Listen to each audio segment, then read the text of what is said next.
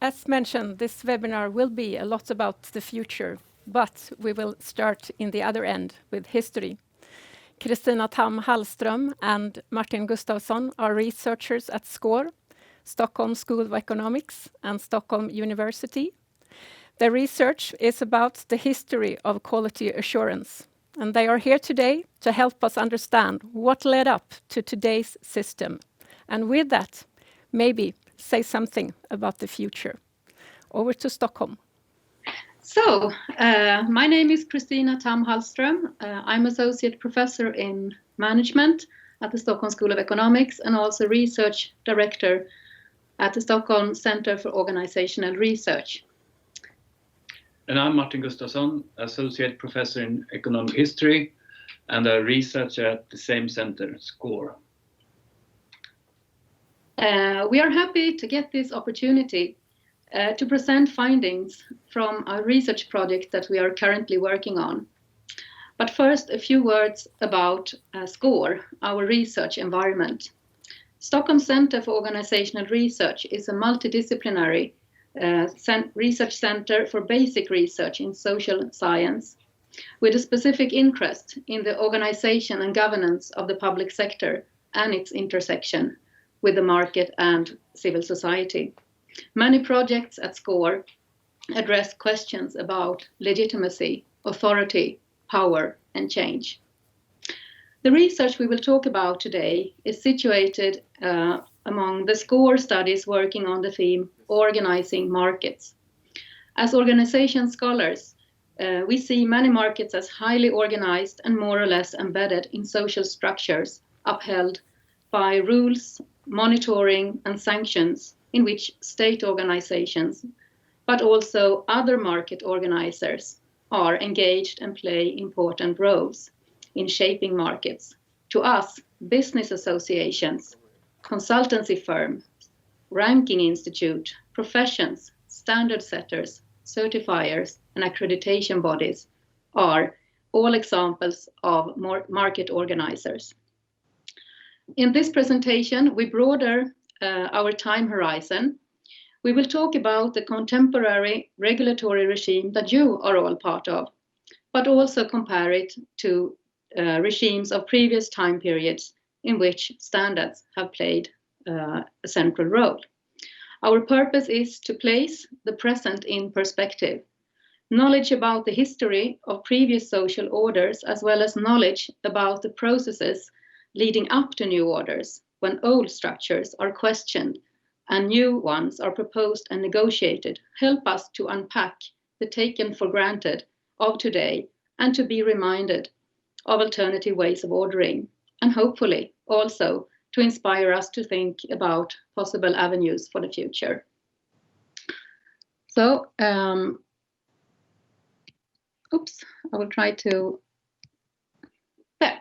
We have organized this presentation according to a few points. Our presentation. Yeah, first we make a short overview of social science research about the history of standardization. We conclude by highlighting shortcomings and research gaps that we believe are important to address scholarly. We briefly present our research design for the Swedish case of standards-based regulation of markets from 1880 until today. And after that, we present our findings about 3 regulatory regimes in Sweden since the end of the 19th century, but with a main focus on the period from 1930 until today. We end our presentation by some concluding remarks and reflections about the future. So, the research field that we belong to and wish to contribute to, there are a few studies about national standard setters established at the beginning of the 20th century. But the majority of the studies are really about the large number of standard setters with international reach established in the second half of the 20th century, having proliferated into new areas, including various aspects of management system standards. Several studies analyze standard setters' legitimacy and struggle for authority. Only a few scholars have taken an interest in consumers as actors in standard setting, highlighting that they are both strong and weak.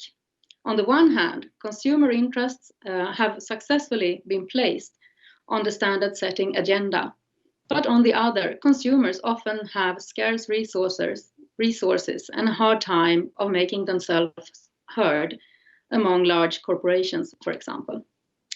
The research about certification is extensive, with questions about why certification has emerged, problematizations about auditor independence, unintended consequences of management system certification, as well as legitimacy problems arising in some certification markets due to a race to the bottom. Accreditation, that started to grow and expand in the 1990s, can be seen as a response to such legitimacy problems in certification markets. Still, the research interest in accreditation has been weak until just recently. In our research group, we have scholars trying to explain why escalating control structures with accreditation and peer reviews emerge in some empirical contexts, but not in others. In other ongoing studies, we analyze how accreditation is organized and coordinated globally in a network involving thousands of organizations, specifically highlighting the role and challenges of member organizations such as the EA and IIF. Finally, a few scholars in our research field have investigated development within the EU specifically, with the launch of the new approach and the global approach.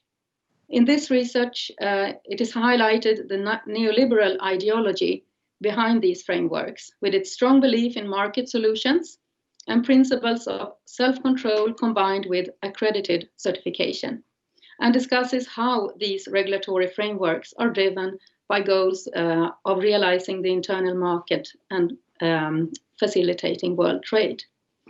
So a few conclusions may be made based on this overview. Overall, we see an overemphasis on the current regime and its emergence since the mid-1980s. With the exception of studies of national standard setters, the scholarly attention placed on previous regimes is scarce. More specifically, we lack studies of regulatory instruments in addition to standards that existed in the regime before the current one, such as monitoring activities before the management systems certification and accreditation. And other monitoring practices have existed in which the state often played major roles, but these have not been investigated, nor the processes of the dismantling of such practices taking place as the new regime has been developed. We also lack studies about sanctions linked to the use of standard in markets, that is, what happens when producers do not comply with commonly agreed rules. Finally, we find an overall lack of consumer perspective on the use of standards and related instruments in regulating markets. So to address these shortcomings, we have designed a study posing two research questions. How and by whom are regulatory regimes organized? And how does this organization impact on the relationship between important market actors such as the state, corporations, and civil society representing consumers?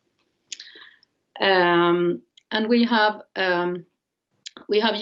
departure from three different regulatory regimes that the research of historical standardization has identified, and restrict our investigation to Sweden, which perhaps could be seen as an extreme case.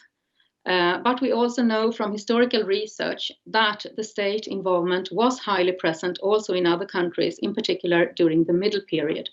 And the three periods we focus on is from 1880 to 1929, 1930 to 1979, and the current 1980 to 2020. And we placed a specific focus on the Middle Period, as I earlier said. For each regime, we look at three fundamental building blocks of a regulatory regime: rules, in this case standards, monitoring, and sanctions. For the first and third period, We mainly use previous research, and for the middle period, we have collected new empirical material that we will present now.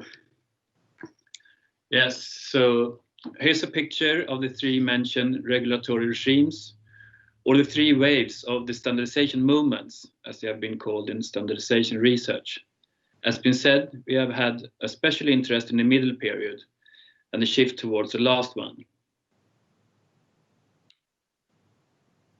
The work of the standard setters in the first period was first and foremost about to coordinate industrial production and facilitate trade. During the second wave, standards and monitoring also for consumer protection grew stronger. The last period is more centered around the project of creating trust in markets and, as before, facilitating world trade. Thus, coordinate, protection, and trust are three keywords that characterize these three periods. We also think it's interesting to clarify the political regime corresponding to each period as a contextual dimension to the solution chosen for market regulation, that the state will have different roles in the organization of the market during different time periods is indicated already by these overarching political shifts from a social liberal or a social democratic to a neoliberal era. To characterize the social democratic period in the mid-20th century in the light of the period before and in the one that we are living in today in a more concrete way, we now add the universe of monitoring organizations that we have found in our research. In the figure, we have mapped the year when these monitors were established. You can hardly see the names or the acronyms of these organizations, but our point here is only to demonstrate general patterns concerning the involvement of, first, the amount of organizations, and second, the type of organizations established. Civil society organizations are green, corporations are blue, and the state organizations are red. In the first period, there are only a few new established organizations, a mix of civil society organizations and state ones. For instance, a few so-called classification societies could be seen, the green ones to the left, among them Bureau Veritas. In the next period, we see a heavy increase in monitoring organizations. Many of them are state-run testing laboratories in red color, but also civil society organizations with test labs of their own and a base in the consumer movement, the green ones. And in the last period, we almost see an explosion of new established organizations. The majority of them are for profit, the blue ones. State monitoring organizations are still there, the red ones, but fewer new ones are established and their role is also changing.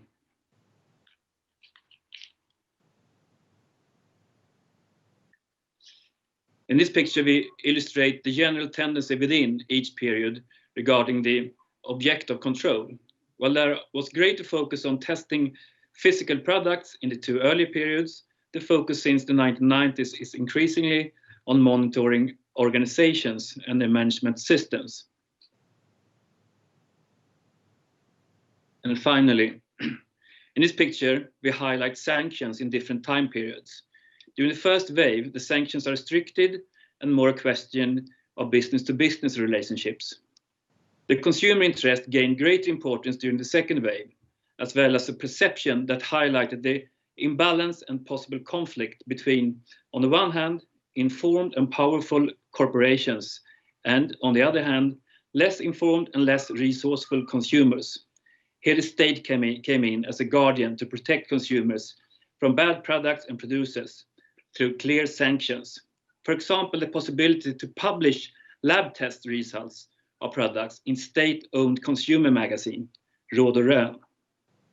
One high civil servant, active in the 1970s and the 1980s, told us in one interview, quote, "The companies followed our recommendations because we had this weapon in our hand, the publication weapon, that is, the threat of nationwide displaying test results to consumers," end of quote.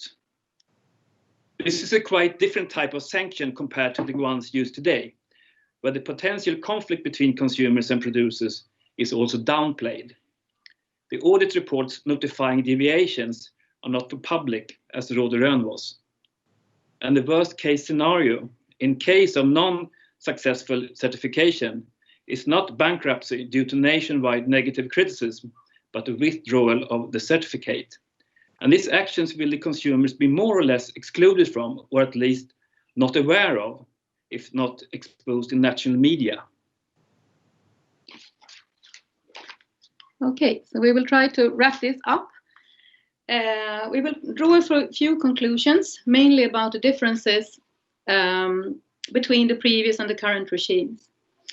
First, we identify a rhetorical shift in how the regimes are framed. In previous regime, consumer protection is key, a key objective, and quality control is a common concept used. In the new regime, the overarching objective is to create trust in markets, both for corporations and consumers. The concept of control is dropped and replaced by quality assurance, which has a somewhat more positive connotation. Second, as we summarize through the table, we see changes in the use of standards, monitoring, and sanctions. After the launch of the ISO 9000 standard in 1987, more and more standards take the system approach compared to before. That is, a focus on producer rather than the final product. In turn, this means that more values can be included in the regulation of markets and producers, such as environmental management, fair work conditions, diversity, etc. But the management system approach also means an abstraction and increased distance to the final product. One consequence is that a new type of monitoring is needed with a focus on management systems rather than the physical products. In Sweden, this leads to the majority of the state-driven testing laboratories being closed down in the 1990s, whereas the market for both for-profit certification and for-profit laboratories expand substantially, as does the practice of state accreditation. Following this change, we also see that the character of sanction has changed, as Martin said. If producers do not live up to standards, they may be reported on deviations in the certification audit report. And in case of really severe deviations, they may lose the certificate and thereby access to important markets where certification is required. However, information about deviations and lost certificates is only accessible to the two parties involved in the audit process or purchase of laboratory service, and not to consumers. So from a consumer perspective, and compared to previous regime where consumers could access such information, the new regime is a less public one. One conclusion based on this is that we see an increased distance between the state and both producers and consumers.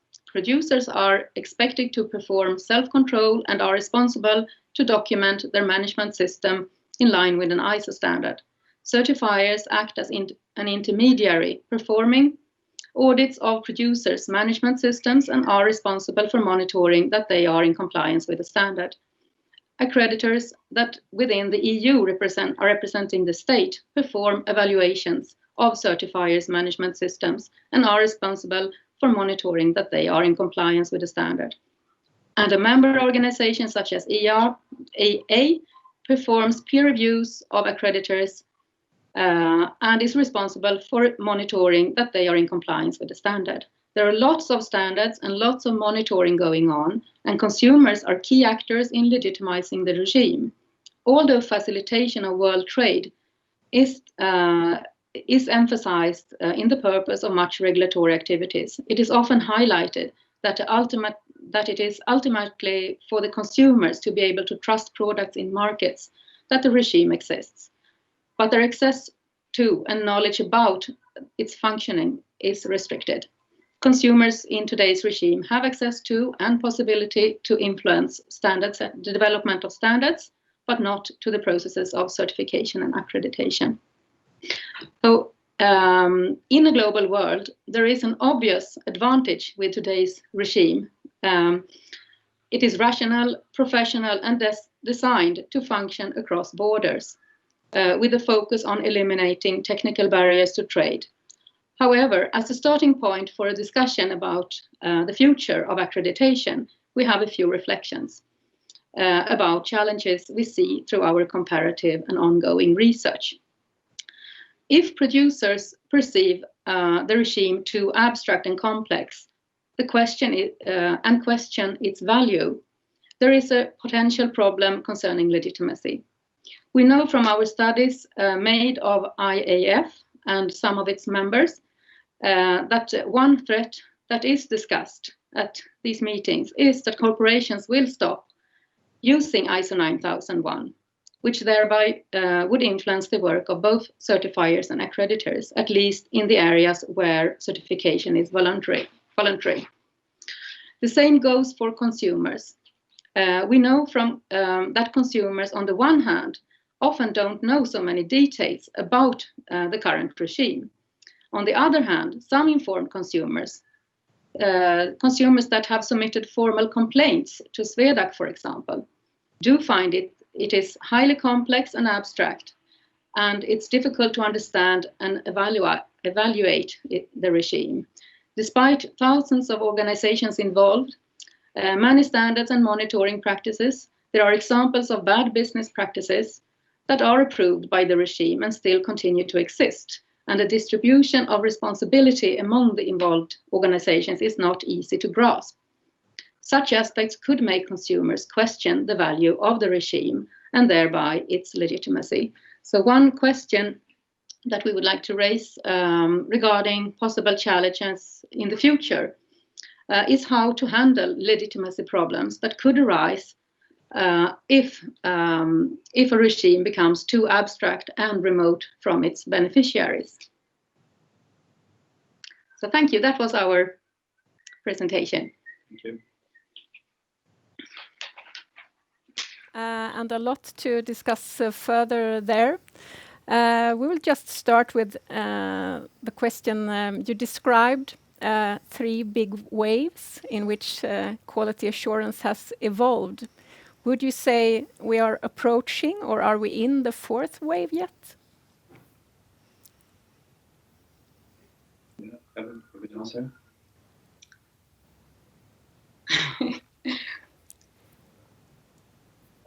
I think that it's hard for us. It's a good question, but hard to answer. I don't really know the end of the phase or the beginning. I see.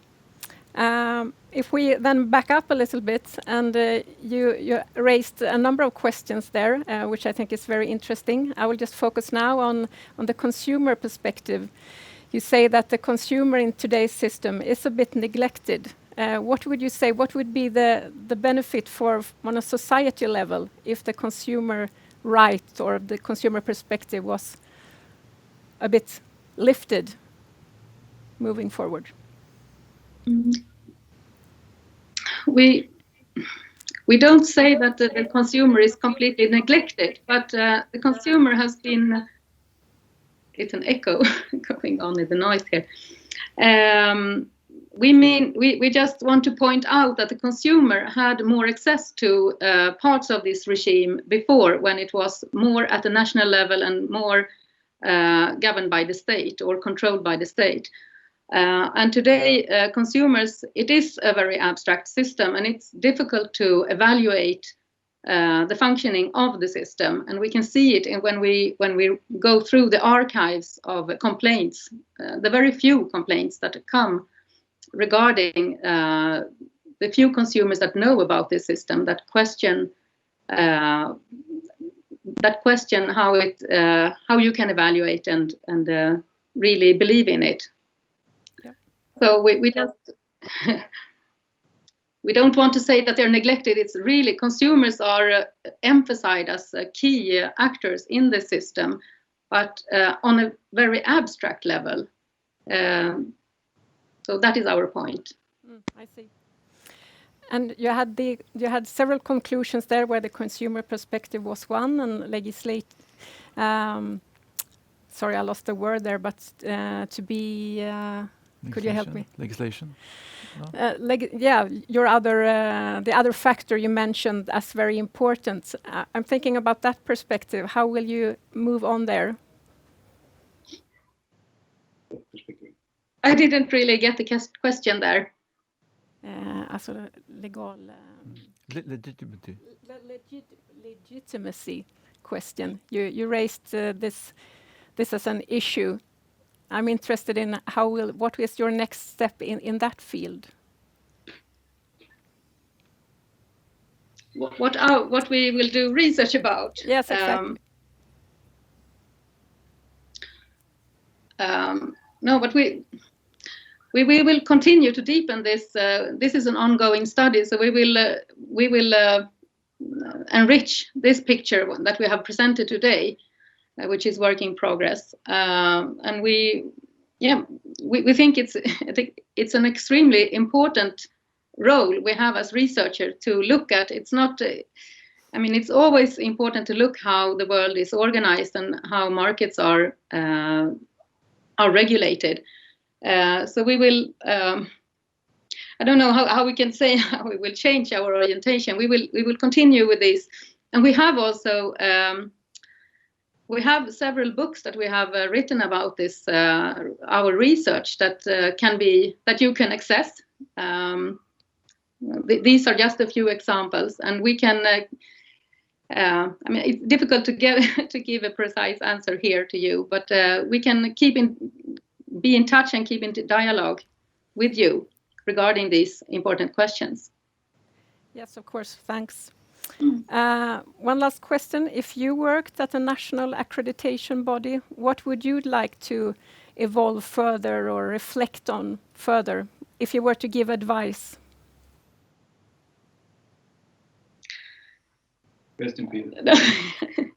I'm not working for an accreditation board, but I think the questions we raised at the end about if the regime becomes too abstract and remote from its beneficiaries, it's important to think about that and to take inspiration from previous times. We can see how it could look different, and I can't provide exact answers on this, but I think it's an important question that we raise at the end of our presentation.